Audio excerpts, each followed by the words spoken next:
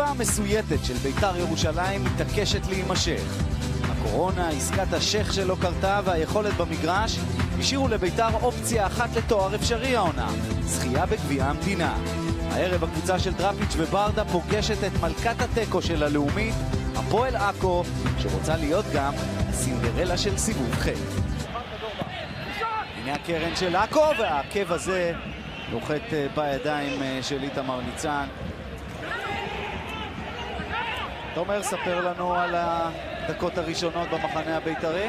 המון לחץ במחנה הבית"רי אצל דראפיץ' וברדה, ולדעתי עדי תמיר גמר את המשחק, הוא סימן על שריר הירך האחורי, עוד צרה לבית"ר. אם זה לא מכה, אז יש פה בעיה לבית"ר ירושלים.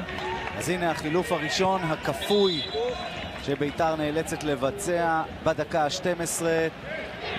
יש 5 שחקנים בלבן בתוך הרחבה של בית"ר. הנה ההגבהה, הרחקות רעות מאוד. הייתה שם עבירה ממש על סף הרחבה. תשמע, אני לא מבין את בית"ר ירושלים. הם בפאניקה בהגנה, הם לא יוצאים אפילו לשחקנים של עכו, לא למרים, לא לבועטים. אתה יודע כמה זמן היה להם להגביה ולבעוט לשער? ורד. עכשיו יש הכשלה על ורד, וזה כדור עונשין מ-11 מטר לזכות בית"ר ירושלים. הנה, כשמשחקים מהר זה מביא לתוצאות. דאבל פס טוב שמסתיים בהכשלה. אופק אנטמן מול ירדן שועה, ושועה מגלגל את זה בקלילות לרשת. בית"ר ירושלים 1, הפועל עכו 0 בדקה 44. אין עיתוי טוב מזה לכבוש שער ראשון. כן, משחק חלש של בית"ר, משחק חלש של שועה, אבל רגע אחד של עידן ורד עושה פה את ההבדל. שועה עם פנדל נהדר, זורק את אנטמן. עכו עכשיו צריכה להיזהר, כי שער שני יהיה מאוד בעייתי, והשער השני הזה קורה. ירדן שועה עם נגיעה רכה לרשת. 2-0 לבית"ר ירושלים.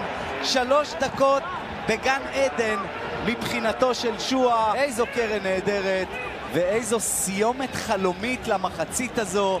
שוב ביטון, שועה עם הגב לשער, מסתובב נהדר, אוחנה מחזיר לו, זה יכול להיות ה-3-0 של בית"ר. שועה בועט מעל המסגרת, הכדור הזה יוצא לקרן בכל זאת.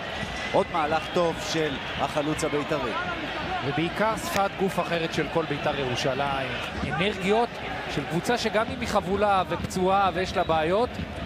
הנה ינקוביץ' עם השמאל מעל המסגרת, אבל הוא מתחיל לאפס כוונות, זה כבר נראה יותר טוב.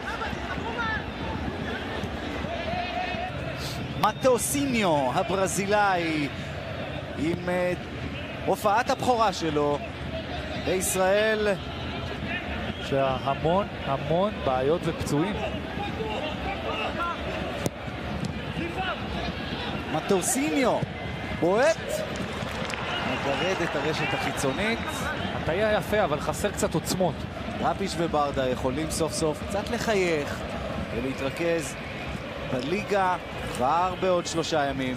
מחכה למכבי פתח